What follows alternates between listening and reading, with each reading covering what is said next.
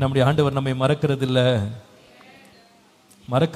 This word is a word for somebody who thought that they will never be healed. But ஆண்டவர் நீ உன்னை பார்த்து சொல்லுகிறார், நொறுக்கப்பட்டு போன உன் இருதயம் இருக்கிற நேரத்தில் கர்த்தர் உனக்கு ரொம்ப பக்கத்தில் இருக்கிறார்.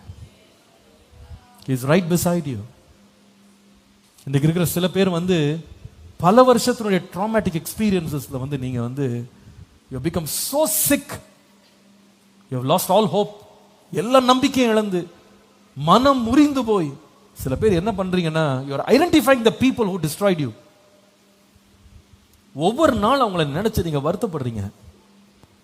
சில பேர் மாம்சத்துல எழும்பிடுறீங்க. எப்படின்னா, அவன் எனக்கு இது செஞ்சான், அவன் நல்லாவே இருக்க மாட்டான், அவன் எப்படி வாழ்றான் நான் பார்க்குறேன், இவன் நல்லாவே இருக்க மாட்டான். நம்ம முகத்தை எங்க திருப்புறோம்னா, யார் நம்முடைய இருதயத்தை உடைச்சாங்களோ அவங்கள தான் நம்ம பார்க்குறோம். வேற ஒண்ணுமே நம்முடைய ஹொரைசன்ல தெரியவே இல்லை, இல்லையா? Sometime we become so angry, upset. மனிதனை பார்த்து என்னை உடைச்சவன், என்னை நொறுக்கினவங்க, அவங்க எப்படி இருக்கிறாங்க நான் பார்க்குறேன், அவங்களே தான் பார்க்குறோம்.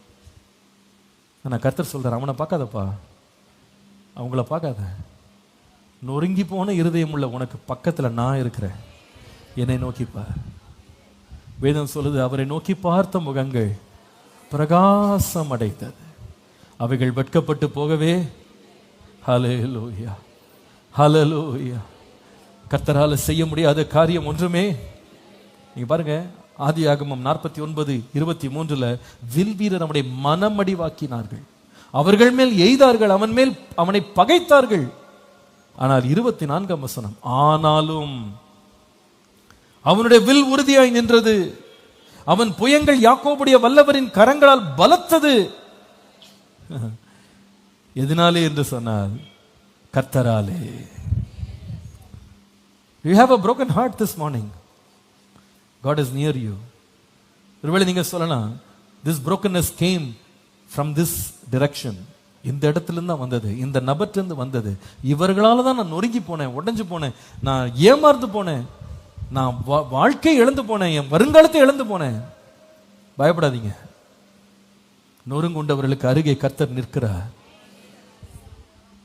வில் வீரர் மனமடி வாக்கினாலும் அவனை வில்லை எழும்ப பண்ணி தேவன் அவனுடைய தலையை நிமிர்த்த தேவன் வல்லவராய் இருக்கிறார். ஹல்லேலூயா, ஹல்லேலூயா, ஹல்லேலூயா.